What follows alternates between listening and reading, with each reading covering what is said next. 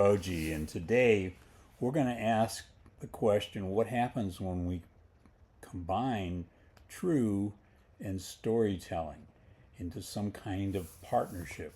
Does one affect the other? We'll start with the book GLAS, G-L-A-S, which one of the meanings is clang, or the bell you heard the start here. And it kind of clangs together, the bell rings when you put true and storytelling together. So I'm a co-author of a book on true storytelling with Jens Larsen and Lena Brun. And I think it's important as people try to join the true storytelling sessions and seminars and Zoom meetings, etc., that we look at how true affects storytelling and how storytelling affects true. Now, in the book GLAS, what Derrida does is create two columns. In one column is things about Hegel, and another column is about another author. And he mixes the two columns, and he has side notes, and he changes the type, etc. And it's to draw attention to what happens when you put two very, very different constructs together. So let's, at least that's what I'm taking out of it. Let's define terms. What is true?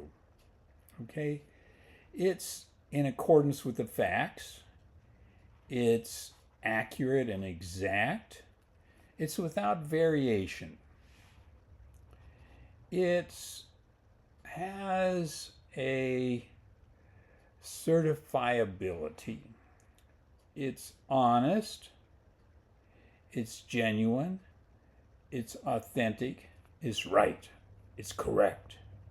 It's bonafide. Now, the thing that we learned from Derrida is when we use these word salads, it's like each term is defined by other words in a dictionary. If we pulled out a dictionary, we ask about bonafide. What does that mean? Oh, it's in good faith.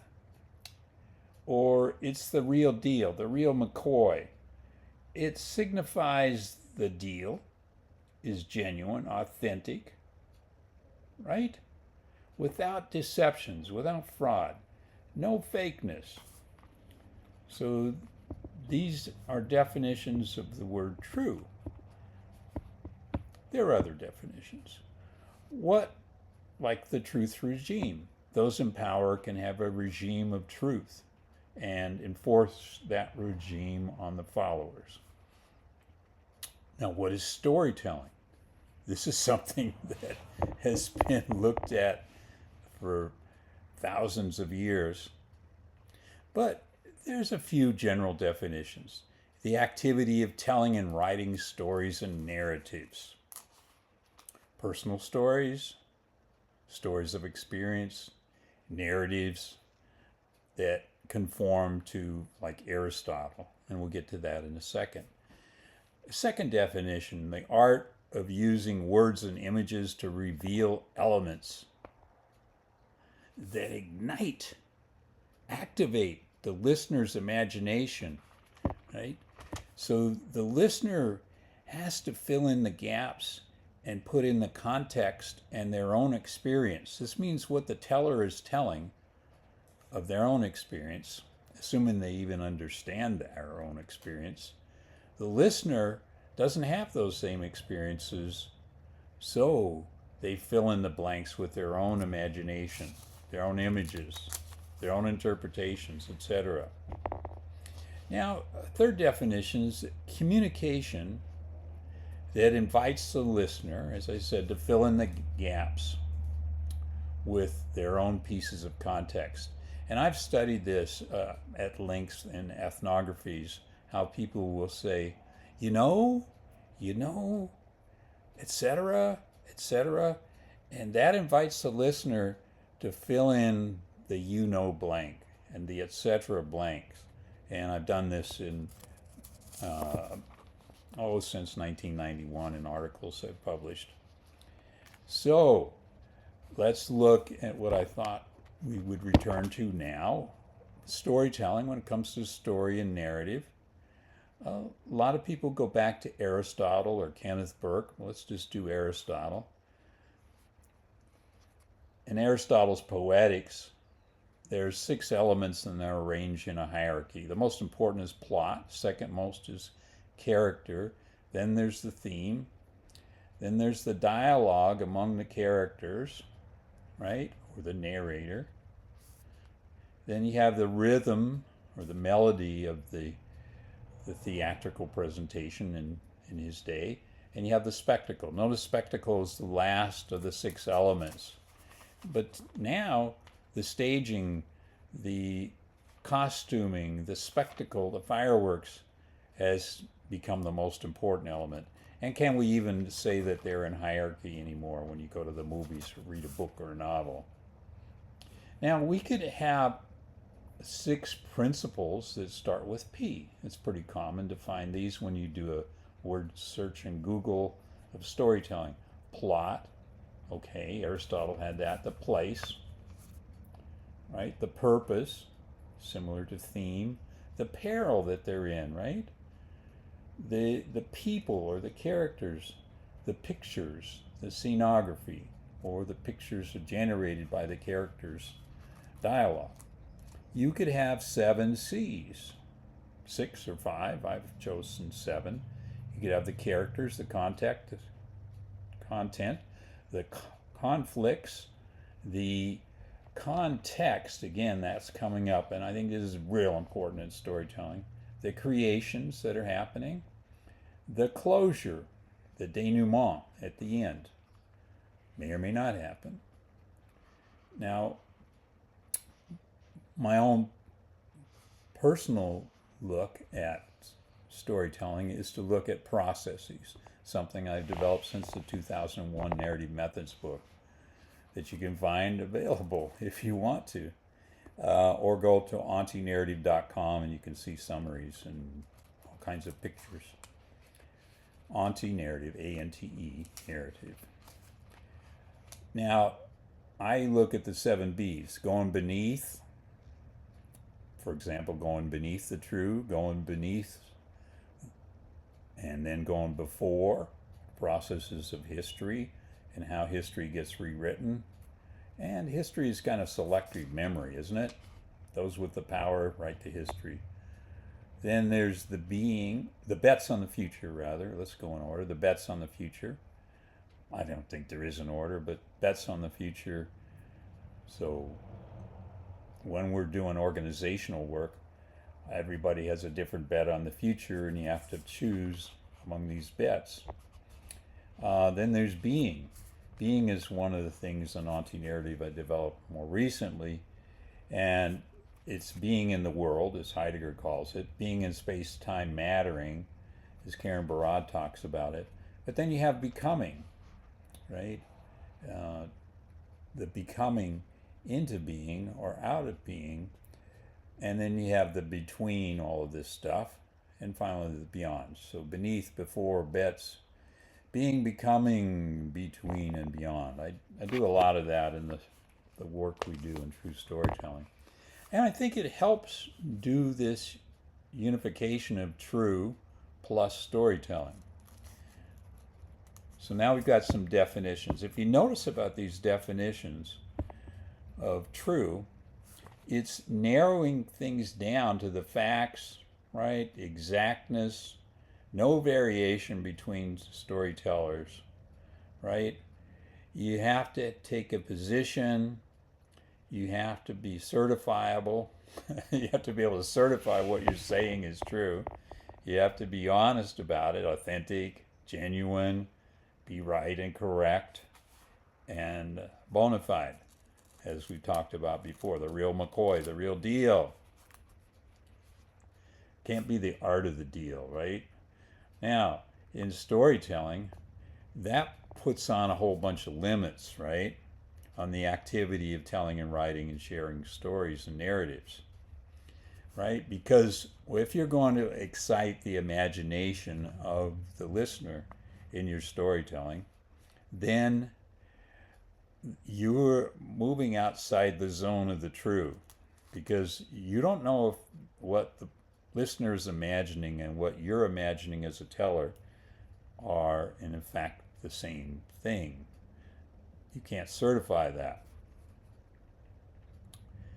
Now, if the filling in the gap is happening as the storyteller doesn't tell everything in total, for example, indigenous ways of storytelling, indigenous ways of knowing, leave a lot of gaps, a lot of things to fill in, because people grew up in the same tribe, the same community, the same indigenous place, and generations. The young will learn from the older siblings and then from the parents and from the elders of the tribe, and they expect them to be able to fill in the gaps in certain ways. In Western culture, that's not happening as much, so we need to articulate more of the storytelling. But just give you an example of why context matters, right? And then take this example, if I go to a barber shop and it's got red and white pole on it, I heard this in a session, I'll put the link in the description. Now the barber pole means something like red and white. I don't know what. Red and white. Could be the blood that gets, if the shave's too close. Now suppose there's work going on the sidewalk and they hang a red, white striped ribbon. What's the meaning of that ribbon? Caution. It's not the same as the barber pole, which means to get a haircut. So my interpretation changes with context. So that's an important thing to look at when we're looking at true plus storytelling. Now, there's some good ways that being true puts some constraints on storytelling. So the activity, you're not creating so many gaps that people are filling it in so many ways that it's so far away from true you can't do that. Now, one of the things we do, true storytelling circles, where people learn that what they're telling is true. You go to the next person about the similar thing, like a barbershop experience, and then they'll say, oh, I remember my grandfather bringing me to the barbershop and I was scared of the razor. So it has a whole different experience. Each teller lends a different point of view, and in the true storytelling circle you get a better understanding of kind of a tolerance for different versions of the story, where each person is being genuine, authentic, honest, and correct and verifiable in their own experience, but together you have what we call together telling, a whole diversity and range of experience. So we're deepening our understanding of the storytelling by doing it in the circles, and we're deepening what's true because we're not getting lost in what's called the metaphysics of presence. So let me define that for you so you don't go all crazy on me.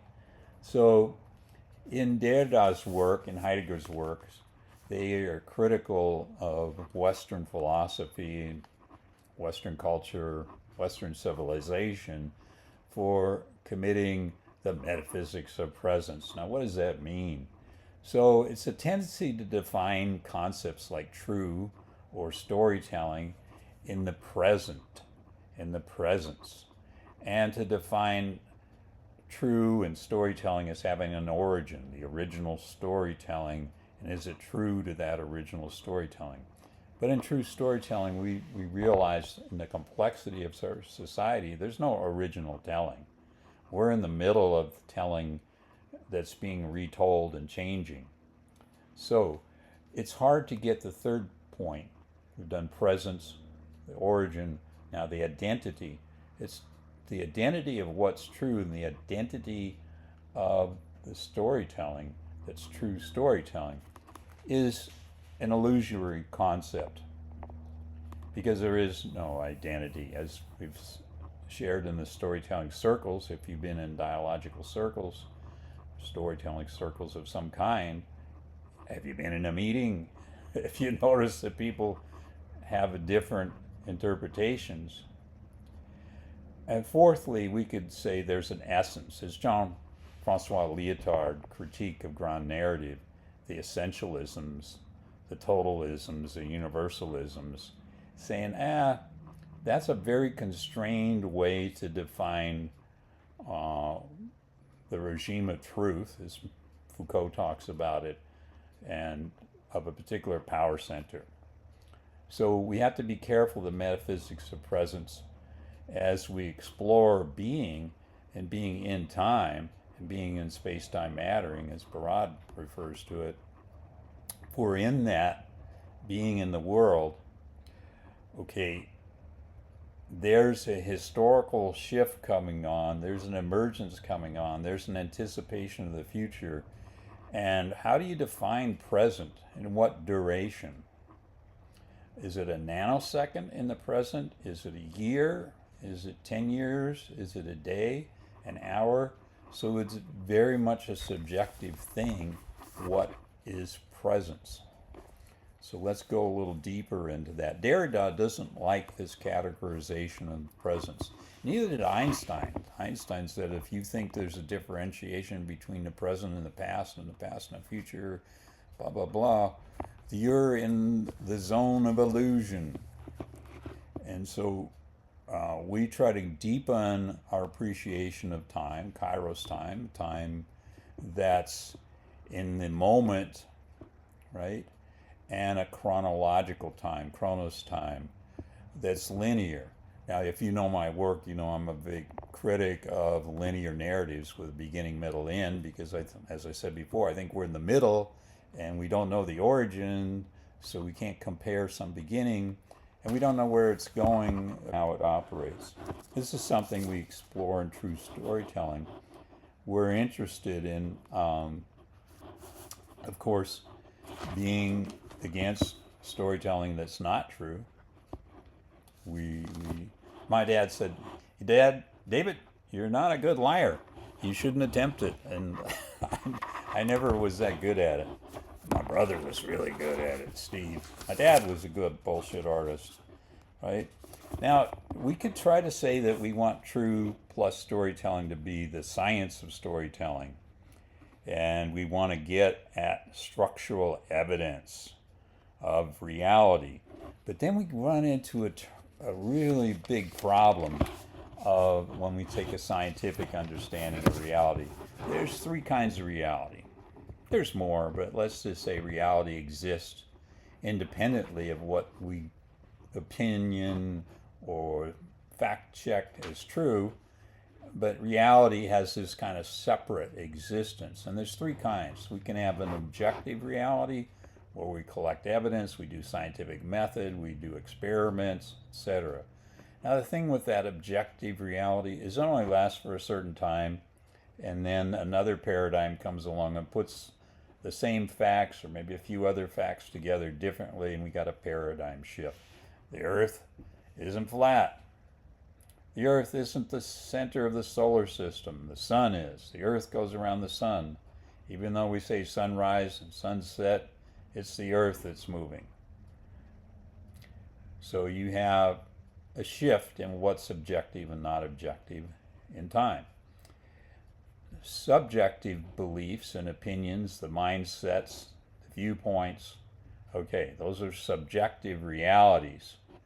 Now, they're shaped by the five senses, or what Carl White calls enactment. We enact through the five senses, right? But those senses are not perfect. Those senses are very partially. We don't see things as well as an eagle. We don't hear things as well as a dog. We don't smell things as well as the dog that's a hound that I have, right? Our sense of touch isn't as sensitive as an amoeba. You know, we don't have 100% on each of these senses. So that's what I want to talk to you about, is how our sense making is limited as human beings. So the third type of reality is intersubjectivity. Now this goes back to before where I said there's filling in the blanks. There's when I say you know, about the barber shop, and you fill in your own experience. And you know that barbershops are now hairdressers, and you fill in more experience. I haven't told you my opinions and thoughts about it, but you're already in the land of the intersubjectivity. Now, a husband and wife, and Harold Garfinkel was really big on this. He's got the same illustration twice in his book on ethnomethodology. But a husband and wife, right, are talking to each other in a car, and they're saying, "Oh, our little son put a dime in that meter," you know. Well, to them, husband and wife, there's all kinds of things, kind of like indigenous storytelling example I was giving. They're filling in lots of their own experience they've had together, living as husband and wife. And they know the child, they know where they're parking, they know how long the meter is, what to put in. They build. In storytelling, you leave out a lot, and you leave room for the intersubjectivity of people coming into this. Now, the reason I've chosen GLAS, the 1974 book by Derrida, is he's also critical of linear narratives. He's critical of narrative in general, because it's always editing out stuff. It's always from a certain kind of perspective, a certain nationalism, a certain governmentality, a certain leader, etc. Think about the Democrats and the Republicans. Are the Democrats doing true storytelling? They think they are. Are the Republicans doing true storytelling? They think they are. Are they saying the other party's not doing true storytelling? Yes, that's what you hear. Now, what's not happening is the true storytelling circle, where Democrats and Republicans sit down and say, well, let's talk about what's true for you so I can understand what it is that you believe is true and your opinions. I want to hear it. I want to know. And so if we did that, we'd find a lot of differences that we might learn to respect, or we might not. We might just have to say we agree to disagree. But there might be places where we agree, and things we don't want a runaway economy. We want certain rules followed, right? We want good things for our children and family. Now, what Derrida has done in the book GLAS, G-L-A-S, clang, the bell that clangs, right? The things that clang together.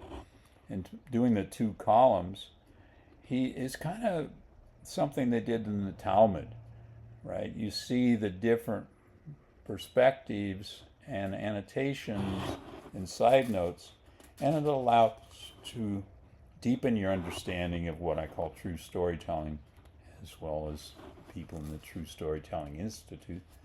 And to find out more about it, you go to truestorytelling.com or .org. We own both of them, and you can find out about true storytelling.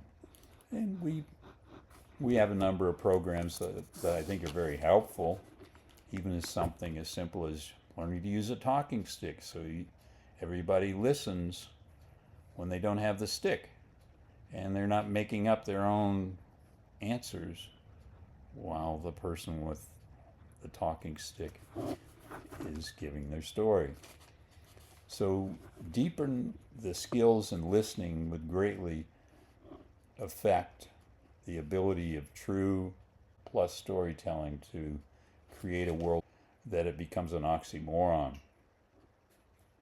So we've covered today what is true, all that evidence and authentic and true, certifiable.